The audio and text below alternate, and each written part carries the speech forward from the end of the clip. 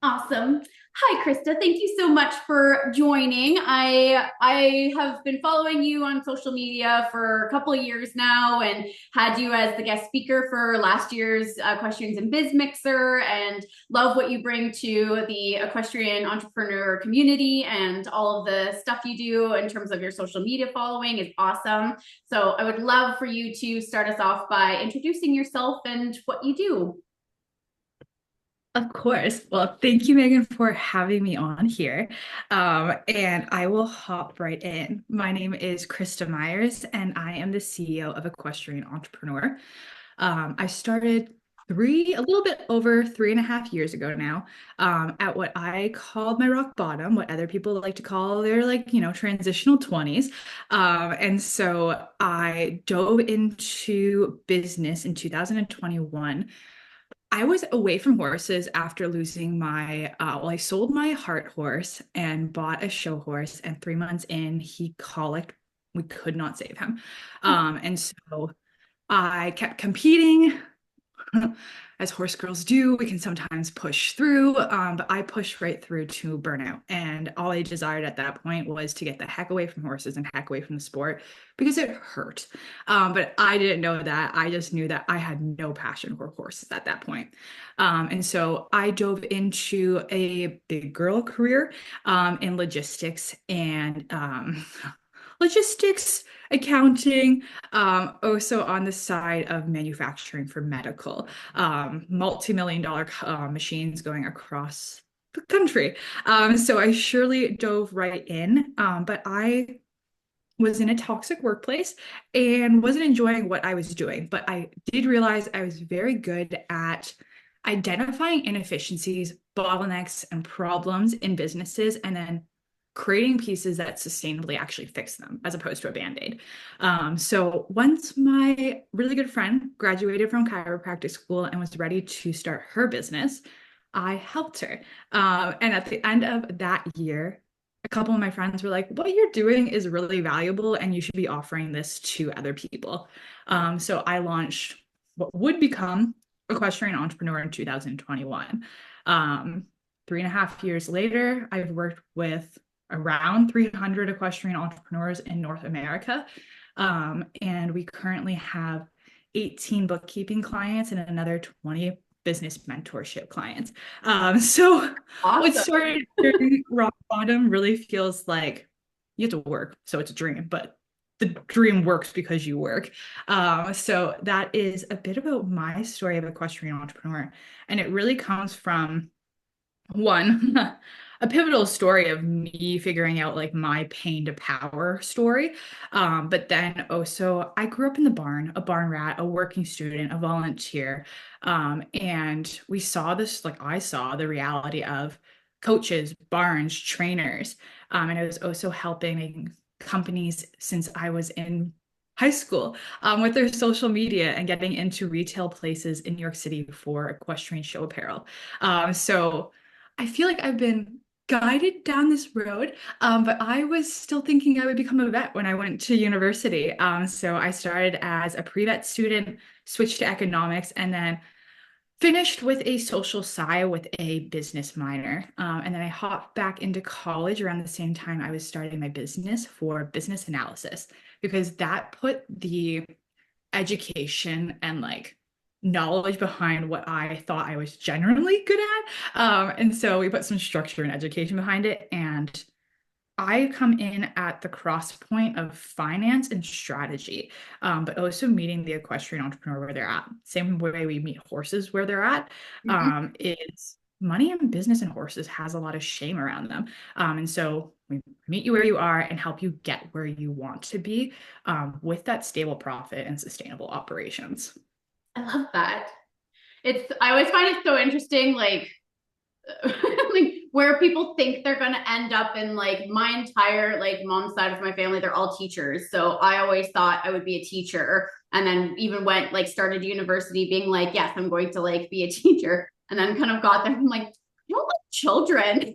And like it was like hard, like that's actually like not my vibe at all. And like I would argue that in what I do in my day-to-day life, I am a teacher. I'm just a movement teacher instead of the like traditional sense of the word. So I still like to teach people, but it's so interesting like what you think you're gonna go into, and then it's like, wait a second, actually, no, this is not my vibe, this is not my calling. And it's so neat being able to like have a pivot point and be able to be like, no, actually, we're gonna do a hard right and reevaluate, because I have lots of clients who like are in their 50s and their 60s and they've done the same job since their 20s, but they've hated it for 30 years. And I'm so grateful that I had the opportunity and the mindset to be like, I'm going to be miserable if I keep doing it that way. So I'm going to go do it my own way. But I love hearing that when people are like, so there was a hard pivot.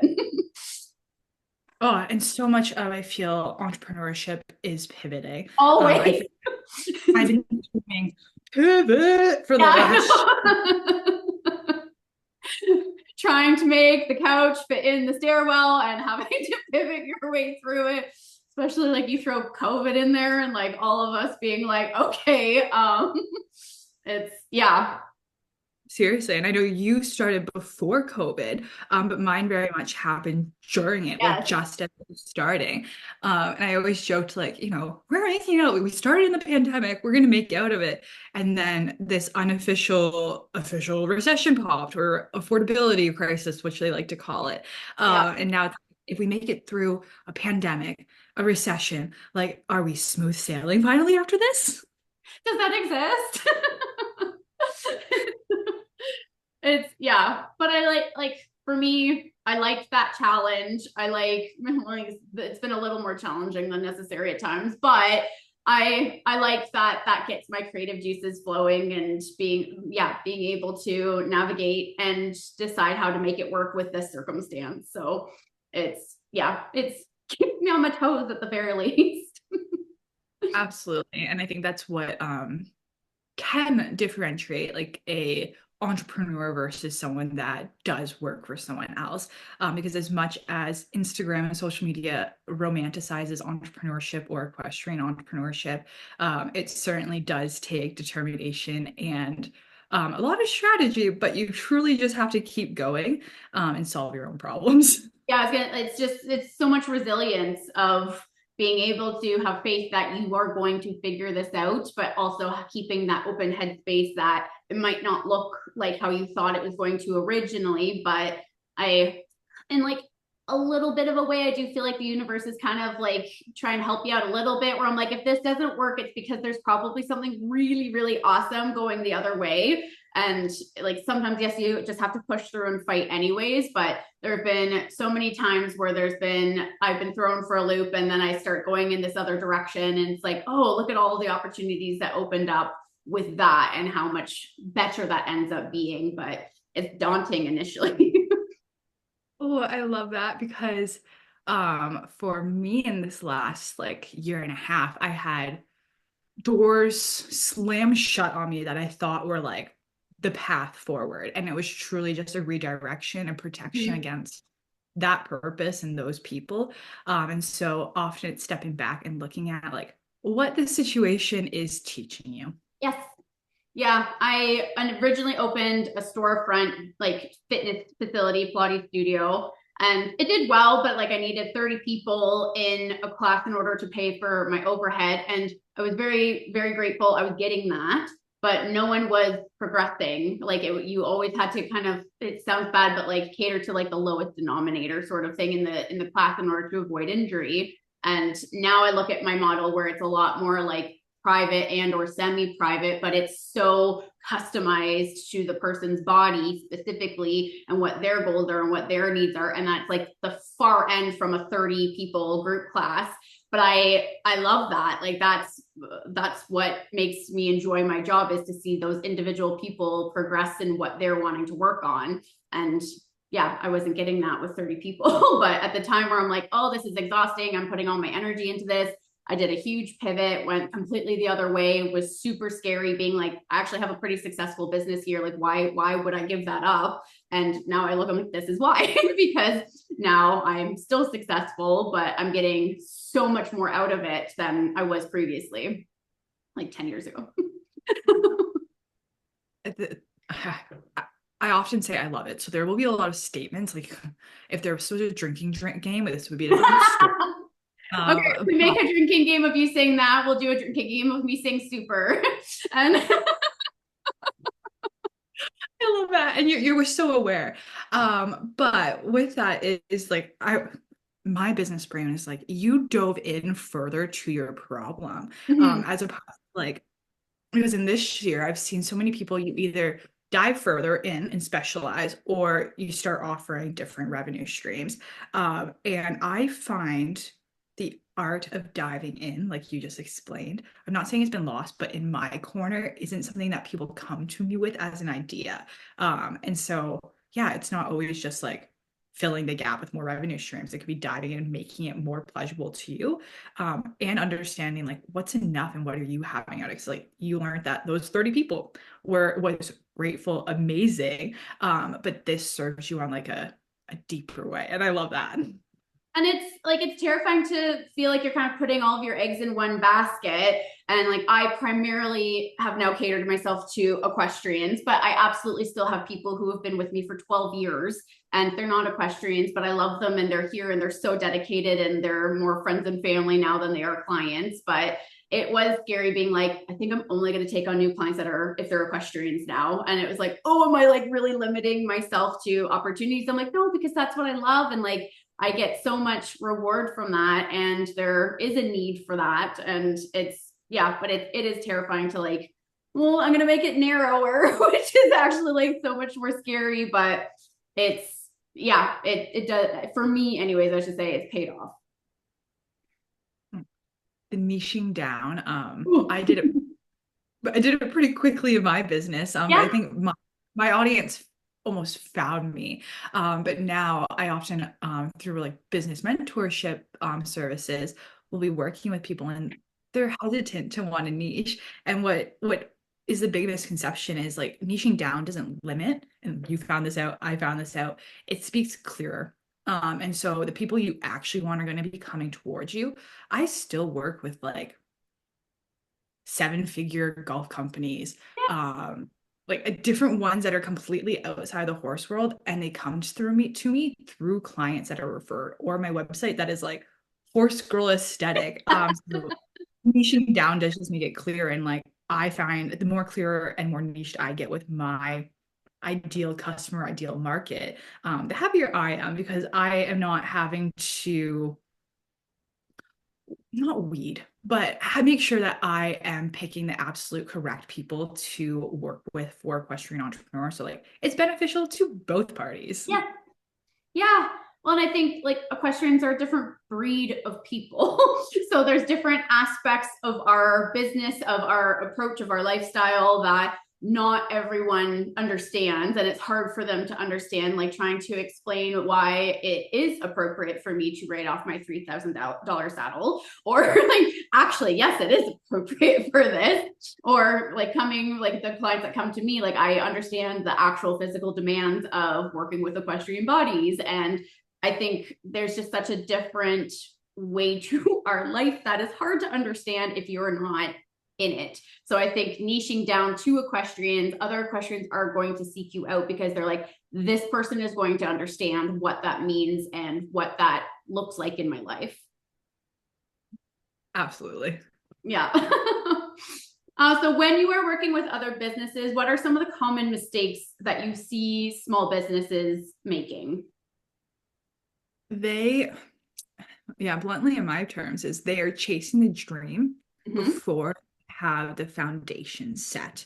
And I understand that the dream is the motivation, it's the ambition, but that dream can very quickly turn into a nightmare, like as you're going through your journey. That when you get to like that quote unquote destination, you're felt feeling like, oh, this is it.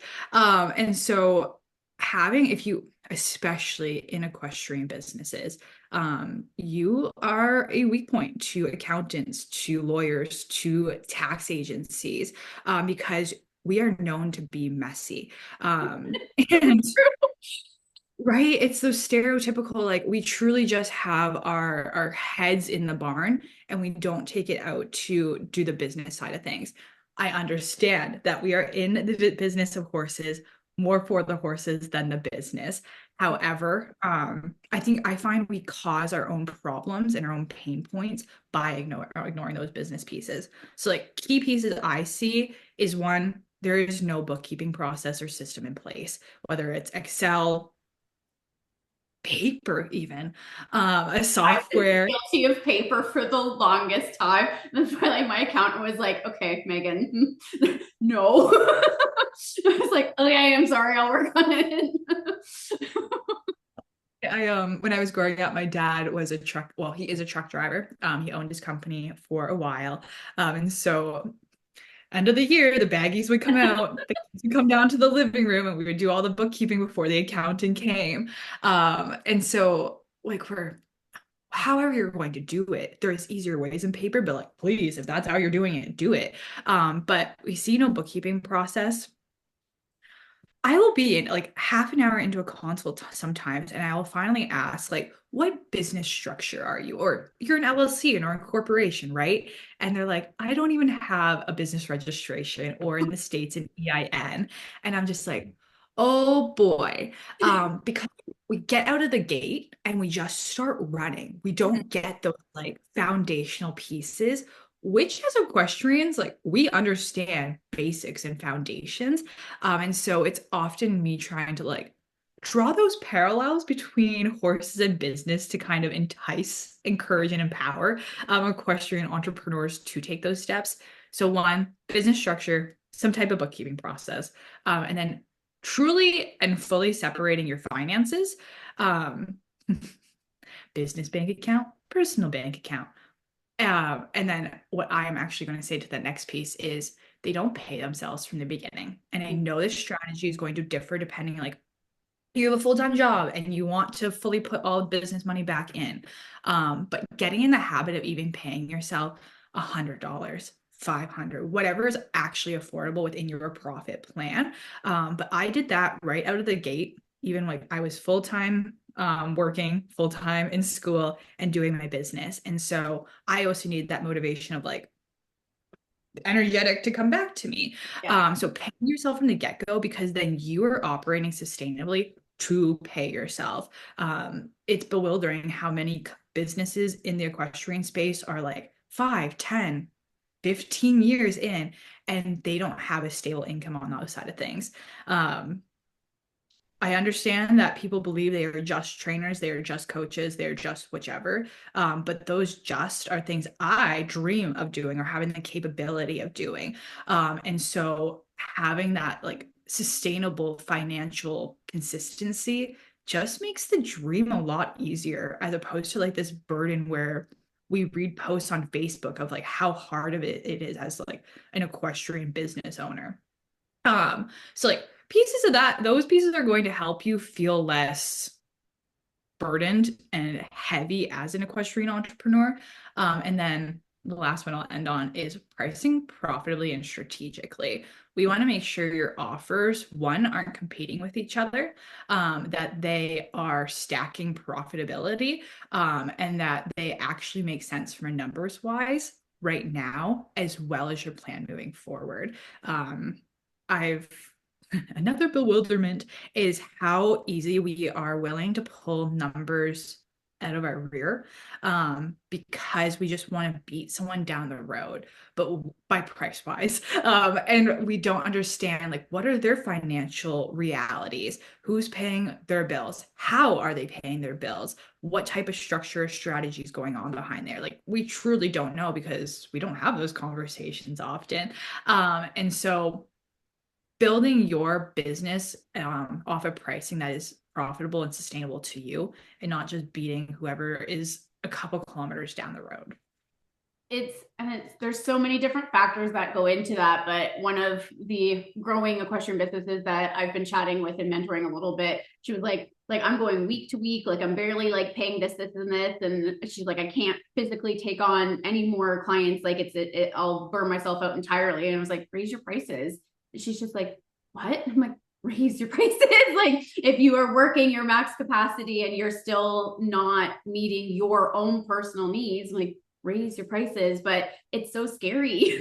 And I get that, but yeah, it's hard to take a look. And like for me, like my studio is in our home. I have a home studio now, so I don't have the big bulk overhead that some of the other companies make, but my effort and continuing education compared to what some of the other places are doing, like you get more for your bang for your buck. So no, I don't have the same bulk overhead, but the quality of the session that you're getting is the same, or dare I say slightly superior than some of the other places you might typically be going. So I think it's good to look around and see what is out there and what's comparable, but you also have to price for what they're getting with you specifically. Yeah, and that we need, like,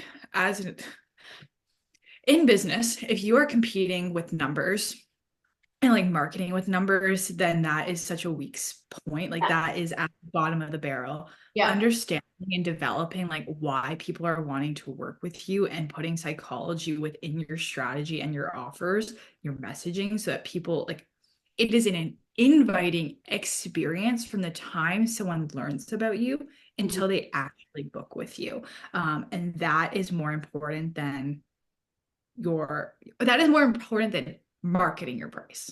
Yeah, 100%. I feel like that's such a perfect segue because one of the things I wanted to talk about too is like you have such a successful social media following. Like that's how I found about you. What have you but what have you found to be successful in your marketing strategies to build that online community?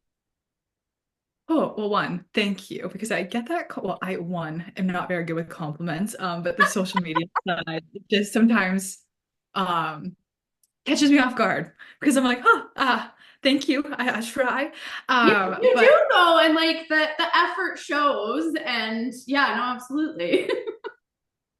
I think well overall, like I'm a millennial. I believe I'm like a younger millennial. Okay, well, I am a millennial, a 1996 baby.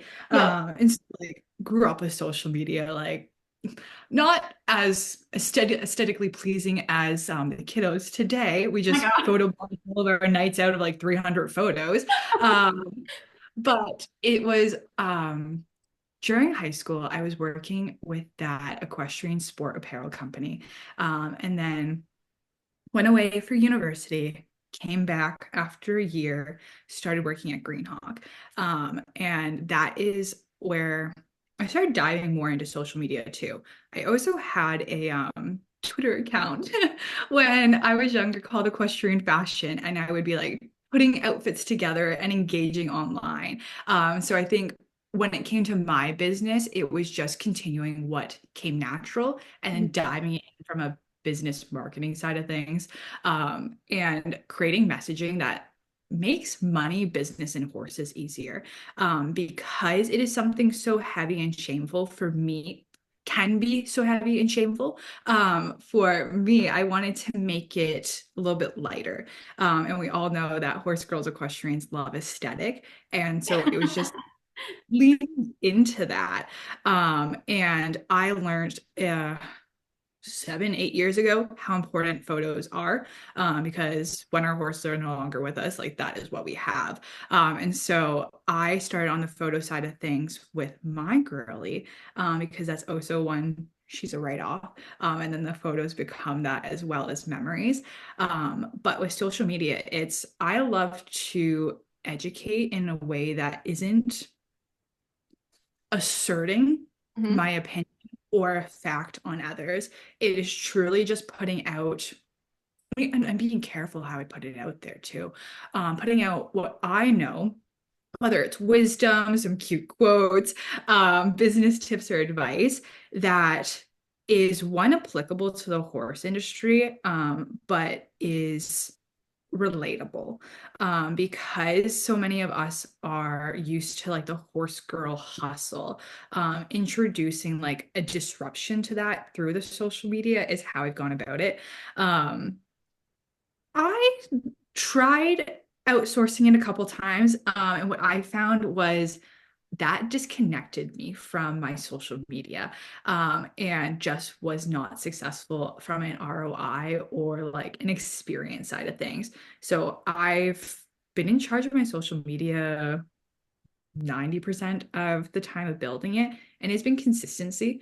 You don't need to show up when you don't want to show up. You don't need to be forced into showing your face on social media. It's finding a way that is not easy, but is a little comfortable, a little outside your comfort zone, in a way for you to consistently communicate to your audience. And remembering that your business is built customer by customer, not follower by follower. And so I don't think I have a large social media following, but I am a steady, solid, stable six-figure business. And that is, I think, remembering that that's not a follower on the other side. It's a human. And in my case, it's an equestrian entrepreneur who is seeking better, who is looking for community and connection, and just some like familiar faces or some connection that they aren't alone in how they are feeling. And actually like speaking to your client as opposed to like always speaking about yourself. Yes, absolutely. But I think that part of like, it's kind of like, it's not a one size fits all. I think consistency ends up being one of the most important things for like just consistently showing up on social media. But I don't think it needs to be a one size fits all. Like if this strategy works for that person, maybe it's because they felt most comfortable with that approach. Where if that doesn't make me comfortable, it might not have the same effect because it comes across as super awkward because I'm sitting there feeling super awkward. And it's like, for me, I can show up and be very honest and open through like written word, and I don't mind sharing more vulnerable parts of like my life or my approach or all of that, like written. Me showing up and like having my face up on a story, it makes me very uncomfortable. And then I end up taking 100 different takes and the word super comes up a million times because my body's just like, so for me, that's not how I want to show up. That's not how I present typically, unless I'm really uncomfortable. So for me, I've just figured out, okay, what do I feel comfortable with? And people are going to relate to that more than anything else, in my opinion. 1000%. I recently started working with a bodywear company in one of the prairie provinces, Manitoba. Out there. We remember you, I promise. It's just those in between prairies. And they were working with a big social media company last year and just were not getting weren't moving the needle forward on what mattered. So they reached out to me and were like, hi, do you help on the side of marketing social media? And I was like, well, I am more through like profit strategy, bookkeeping, but absolutely something that I can do. And we had a consult, and just in those 90 minutes, we pulled out such a authentic and unique marketing strategy, that they're not going to get lost in the noise, and they're not going to feel like a unemotional business robot, because especially in the economy we are in or have shifted to from a consumer behavior side, is a lot more people are buying like from people and the store and the impact, as opposed to like this big giant conglomerate has a big fancy brand and so I must have it. And yes, there's still that, but not the majority. Yeah, no, I think I don't know if the pandemic had a role in it, but I do think people are seeking out more of a connection where they can get it, and that ends up making them feel like they're doing something good too. And yeah, yeah. So with that being said, I love this is like flowing so nicely with the points I wanted to talk. I love this. So what advice would you give for businesses that are either just starting out, and or this could potentially relate to businesses wanting to take their brand to the next level? Yeah. Breathe. Yes. Breathe. I feel like my coach when I'm going around the course. Breathe. More leg. Still not breathing. Keep going. so applicable to entrepreneurship. Yeah, Um, I'm like, oh, I'm gonna make a post about that now because literally it all applies. right? Like we are all just in this rabbit cage running piece, and we are fighting the fires. If you feel you're fighting the fires and you feel like you're constantly chasing and there isn't a not a reward, but it's not feeling as light and you're not feeling the progress moving, is to literally step back and breathe and take a look at what's going on. Grab the data from across the business, from your bookkeeping, from your marketing, from Google Analytics, and take a look at what the numbers are actually saying. Because so often we are moving so quickly that we don't have the time to realize like how we're moving so quickly that everything else is moving quickly and it doesn't stay. And often that is either when you're brand new starting out and you're investing in like, oh, please don't, but the $10,000 website, the super fancy logo. I was nine, no, I quit corporate 9 months in. I didn't have a logo until closer to 10, and I didn't have a website until closer to 12 months. I was full time sustainable before I had those. I'm not saying that that is everyone's way, but I bootstrapped it and continuously reinvested in my business so that I wasn't like pulling my personal money into it. So growing sustainably at that and taking a look at like, are you moving too quickly? Because your goal and your dream doesn't matter how fast you get there. It does not matter because once you actually get there, that is all that's going to matter. So my biggest piece is breathe and take a look at the actual situation. I'm going to throw a couple examples here. I have people who think they are doing so bad this year and they haven't looked at their numbers to realize that they might be down in their sales, but they're up in profit the exact same amount. So nothing's changed. Yeah. There's people who haven't even taken that look, so they don't know that financial piece. And I'm going to talk about the financial because I'm the money person. But that money can have so much of an impact on our life in business and not. So taking a look at those actual numbers of what's going on, money coming in, money going out, and seeing like, if I slow down, is it going to be most sustainable so that I'm going to go slow so that I can go fast? And we know that with horses. So applying that to business shouldn't be too foreign, but taking a look at that, because oftentimes in order for you to one start or go to that next level, you're going to have to release and let go of some things that aren't going to go with you. Your next level is going to cost something. And often that is, growth within yourself or releasing these pieces. But oftentimes I have equestrian entrepreneurs they don't know what is going on within their business. So they don't know how they can get to the next level. And so, yeah, that is my biggest piece of advice is if you are one starting out or just feel like you're chasing pieces and the needle isn't moving forward, let's identify where the needle is first before we start trying to move it.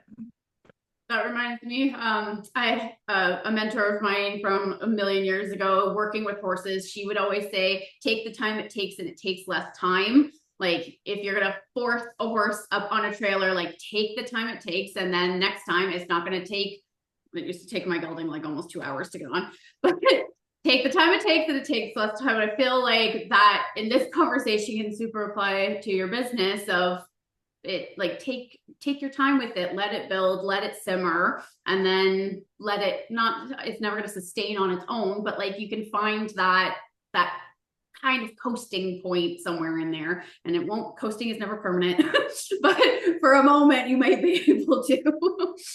Yeah, Absolutely. So for instance, this time last year I had a pretty bad fall off of my mare.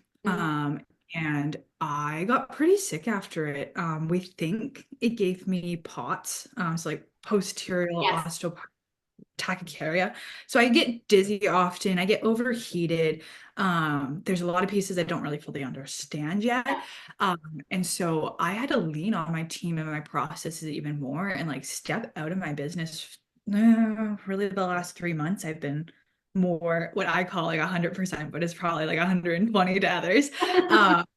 But within that was I built my business off of sustainable operations and profit pricing. So I was able to coast momentarily because of those pieces.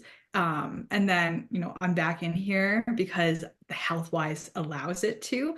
Yeah. And now let's go to the next level. But I also find like if you, it's not, I'm not with coast is what I'm trying to say here is you also like in between your levels take a moment to look at what's happening.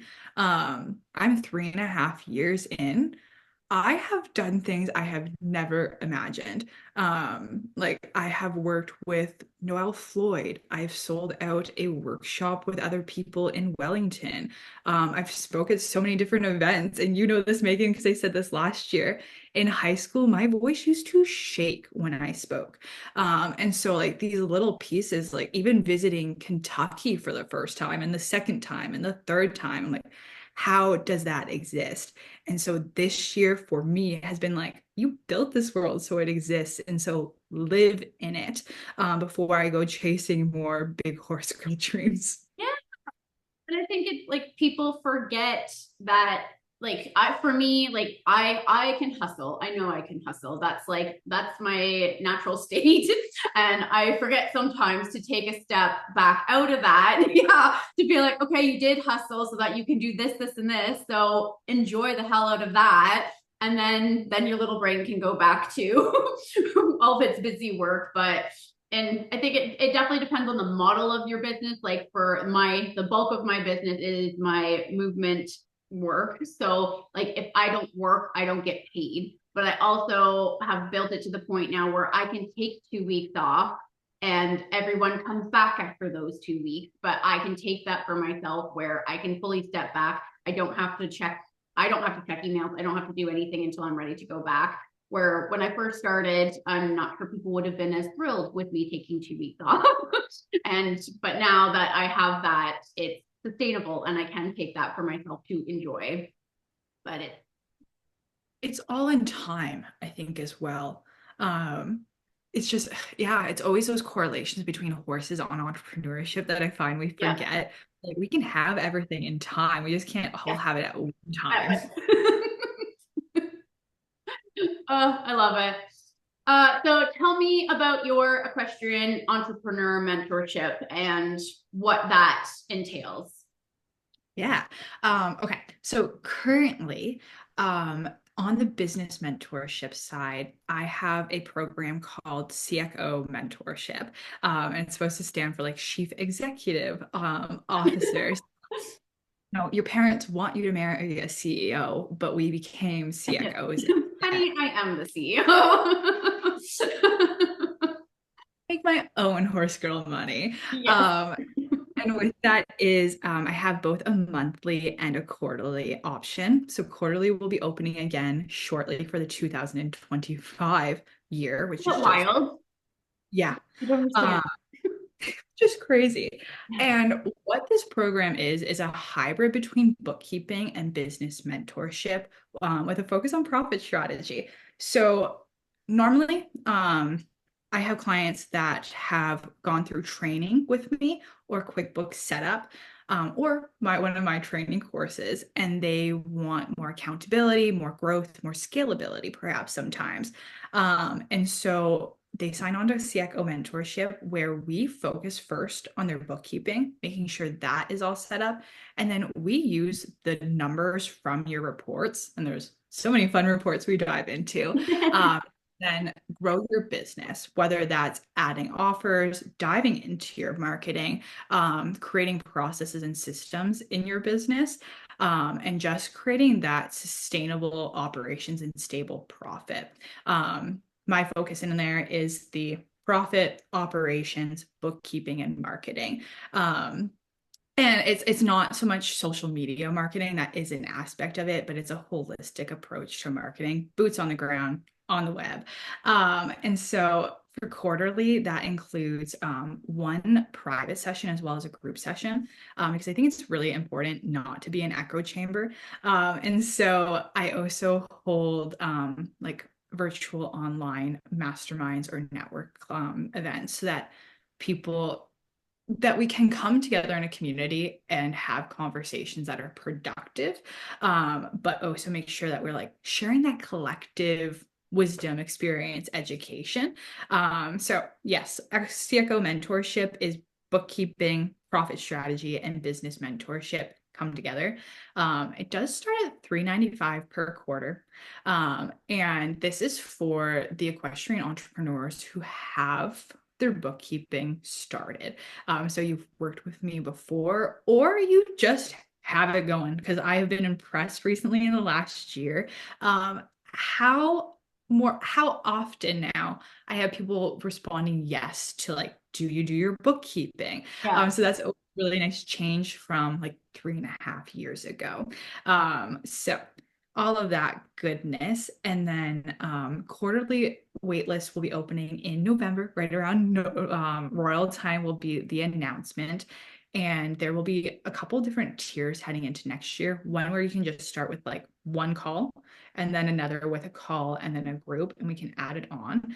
Because I work with every corner of the equestrian industry, bodywork coaches, tax stores, spiritual side of things, Western English Yeah. eventing. Love my eventers. And so it just allows us to grow in a way that is focused on the profit, but allows you to still have like, and when I speak of the sustainable operations, it's not like you're going to walk into a corporate business and it's going to resemble your barn.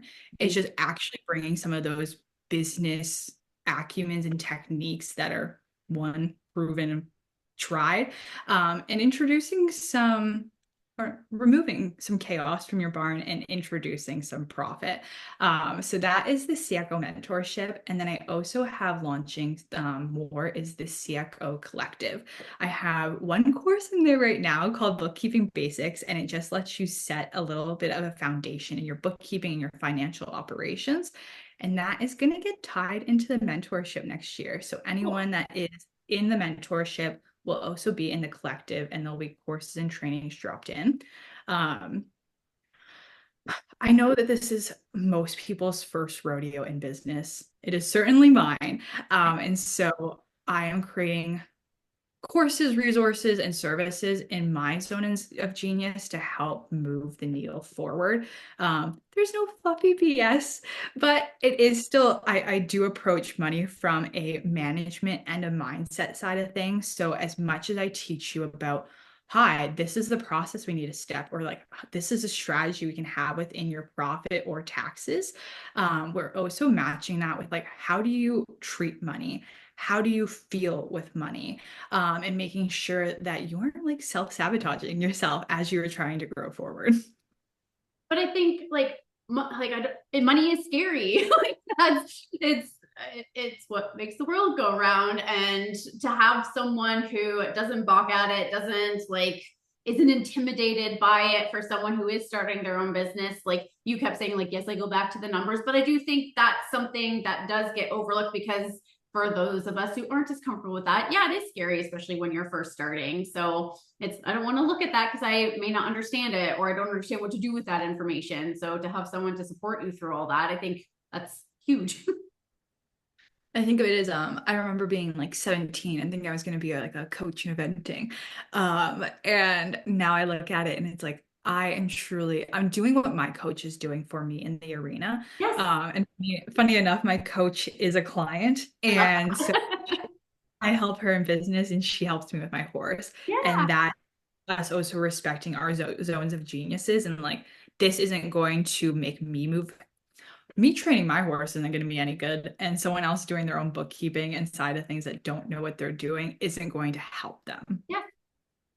One of the things that, so I have like my Equestrians in Biz group, which is same basis in terms of like community and like trying to build all that. But one of the things that we talk about consistently in that is kind of like staying in your lane, and not in like a negative way, but it's a understand and appreciate what your lane is and rock that lane, but then find other people who can rock the other lanes that you aren't as good in. And I think that's where there can be such a disconnect in the equestrian business community of that competition, or no, I'm the best, I can do it all myself, where that's why I wanted to start our group of like more camaraderie and more like supporting each other. And you might not thrive at that, but I'm really good at this, but I don't understand this, so help me here. And being able to say that and not feeling like there's going to be judgment for not being good at that, because we aren't good at everything, we're not supposed to be. No, we are not supposed to be. No, there's too many things. So one of the things I love talking about with everyone that I've had on the podcast so far is that work-life balance, especially with equestrian entrepreneurs. We seem to have just kind of a different level of hustle, but how do you find balance? How do you prevent burnout? I know we touched on that a little bit with you even saying you needed to take some time off for your health and being able to have that. But if you're not forced into that position, how do you typically find that balance, prevent burnout? Yeah, I think that one is so different person to person, and how I've found it is my business is like a month to month type of cycle. And so the beginning of the month, pretty damn busy because I have to get new updates out to clients. I'm booking in meetings. And so that is my hustle time. I make sure I preserve my mornings. And I also make sure that my lessons are booked far enough out that like they have priority. Yeah. So I start my morning relatively slow. I've learned through this health crisis to prioritize my health. So like Yeah. I make sure I have my protein drink. I make sure I have my water and my tea and some sunlight. Um, Taking care of yourself as a human, like we're equestrian entrepreneurs, but before that, we're humans. And so taking care of yourself as a human, and that is like all four walls, you know, physically, emotionally, spiritually. I don't know what the fourth is, but it's going to be We'll something. get there at some point. Socially, socially in there, which for us could mean your horse. Exactly. Thank you.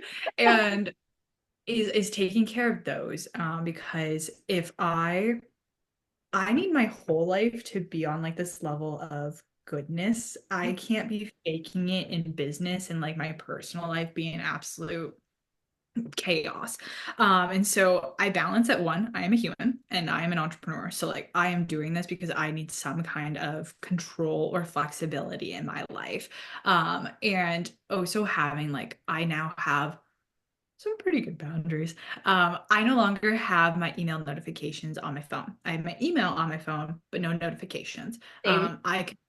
Yeah, I control when I go to look at this. This happened this year. I was away on a trip after tax season, and a client of 2 years of someone I, you know, had a good relationship with, also did some really great work for, made sure they got through some very unprofitable times, sent me the same day the invoice was due, their what they thought was a reasonable notice to discontinue service. And so uh I now understand why their barn and their employment works the way they do. But for Very me, that just, telling. yeah, it just robbed me of being in the presence because it popped up. And after that, I have no pop-ups on Instagram, on mail. And then I also set office hours and I put it in my contract. I put it on my email, so that clients know that like, hi, you can contact me at any hours, but this is when you can expect it. I also communicate when I'm in a busy time or a quiet time, like Christa wants some quiet time. Yeah. I will expect replies within like 24, 48, 72 hours type piece. Um, and that has allowed me to let go of that like instant reply, instant work, even though I'm out of work. And then also removing the should from what I am doing. That's Because not so my favorite. and it's so hard because you often like it's just Hard. continuously checking yourself. Because I will be here and I'm like, okay, I need to do something. I'm like, well, let's go to the barn. No, I should be working. Sweetheart, your client's work is done.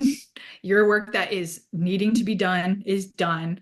Like the checklist is there. I just felt like I would sometimes be stuck to this chair. And Yeah. so now I'm like, check marks. For me, I still need that. Like, I am taking care of my people, I'm taking Yeah. care of my business. So, as I'm a sticky note girl, so I will have my sticky notes. Yeah. And as soon as I have those absolute non-negotiables done, if I want to go see Misty, if I want to go on a truck ride, if I want to go see my niece, if I want to go see my parents, Yeah. whatever it is, and I still am working through that, but that like removing the should has allowed me to feel a lot more balanced in my life because my clients aren't wondering what the heck I'm doing every minute of every day.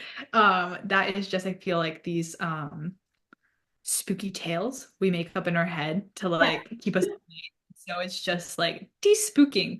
It's desensitizing ourselves to Yeah, business. I was like, so it's basically just desensitizing. But it is hard, and like for me, I think it's interesting people's perspective. Like, I cannot imagine working a 9 to 5. I am not built that way, but I will happily work 6 days a week in chunks of periods here, and here. But I also like I look at some of my friends who do work like a 9 to 5 and then they go home, they eat dinner, and then they have to go back out to the barn. And I was like, good Lord, I could never do that. Like I like to go at 1 p.m.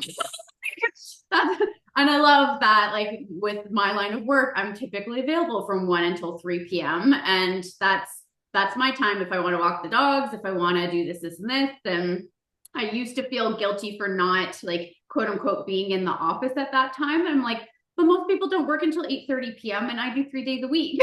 So when they would be finishing work sitting in front of the TV, I finish up work, but I get to go to the barn before that. So it's I think the biggest thing for me when I'm talking about burnout is figuring out what that means to you, because again, same with marketing, it's going to look different for every person, and it doesn't have to be the same for you in all seasons either. It's like if at the beginning of your month is super busy and you know in the middle or towards the end you can quiet down a little bit, like for me, like I know my summer often quiets down a little bit, a lot of it depends. But in the past, it used to stress me out. And I'd be like, oh, I have to get more clients. I have to hustle. And now I've finally, a million years into doing it, have discovered enjoy your summer. Like, let it be a little more quiet. Let yourself slow down. Enjoy that, because then come September, shit hits the fan again, and off we go. So it's taking the opportunity to have those quiet moments and making sure that you do take them. Oh, absolutely. A piece there. I have to, I'm sorry. Is if you guys are wondering like when is a good time for me to like quiet down or slow down in the year, look at your bookkeeping. Especially if you have like a year or two in. 1 year you got a pattern, two you got Yeah. it proven. And so mine's the same as you, Megan. Yeah. The beginning of the year is pretty busy, right? Get go, everyone wants to go. Show season slash summer, everyone's out living. I know if I don't have someone like for bookkeeping or any process wise on my business process for bookkeeping, I'm not hearing from them again until October normally. Yeah. Um, and so I enjoy that. And I'm turning Let it 20, be no, quiet. I'm turning 29 next year, and I have decided I'm taking off the majority of like July and August, maybe even June, so that I can one just fully enjoy them before I turn 30. But it's also like that is my quiet time, so that's where I'm going to live. That is where everyone else is, and then I have one recharged and ready to go. Body, soul, health wise, whichever it needs to go. When everyone starts coming off of show season, is like, Christa, I Yes. need your help. So have those moments of quiet and rest and recharging so that like you can sustainably keep going. Yeah. That girl hustle, we know it. But at that same time, it's okay to not hustle all the time. And I'm learning that still. It's it's a painful lesson. I think for me, instead of knowing that I have that hustle, I've learned that if I need to, I can lean back on that hustle. Like I've hustled, I've been doing this for 10, 12 years. I can lean back on that hustle if I need to, but I did that in my early 20s so that I don't have to do that forever. And it's like there's still always ebbs and flows to business, but like it's I have the hustle in me if I need it, but that doesn't need to be my constant state. No, it doesn't. And I Yeah. find like, especially, at the age I'm in, I feel like I've been hustling for so long within just the horse side of things. And then you hit the 20s and you're like, oh, I gotta hustle for the career side of things. I'm like, no, I'm just gonna live because I'm gonna hustle everything away at some point. Yes, you have to slow down and enjoy it. Awesome. This has been so fun. I have loved every moment of this. Any final comments? I said words of wisdom in my last podcast, and Tara was like, "Oh, that's a big ask," but then she nailed it anyway. So I'm gonna still say it. Any final comments, words of wisdom you would like to share? Oh, I think it's gonna be protect yourself, Oh, I protect love your that. Yes. protect your business, protect yourself, protect your energy from other people, and learn like it is quite okay to unfollow, block, completely make other people not a part of your world so that you can focus on what matters. I had people in the past in business hurt me both professionally and personally. And so I unfollow, block, completely ignore anyone that really interacts with them because people who hurt you and then other people who continually allow that or interact with that isn't good for your health. And so I have invested in protecting one, my logo and my IP, as well as copywriting the courses I have put out, copywriting the website, and making sure I have very good contracts brought up by lawyers so that if shit does hit the fan, I am okay. We wear helmets and vests and boots and riding for a reason. And the same approach needs to be for business because there is no point in building something 2, 5, 10, 15 years if it can be taken away. Absolutely. No, absolutely. I love that. Awesome. Thank you so much for joining. And yeah, I look forward to chatting with you further down the road, of course. Amazing. Thank you very much, Megan.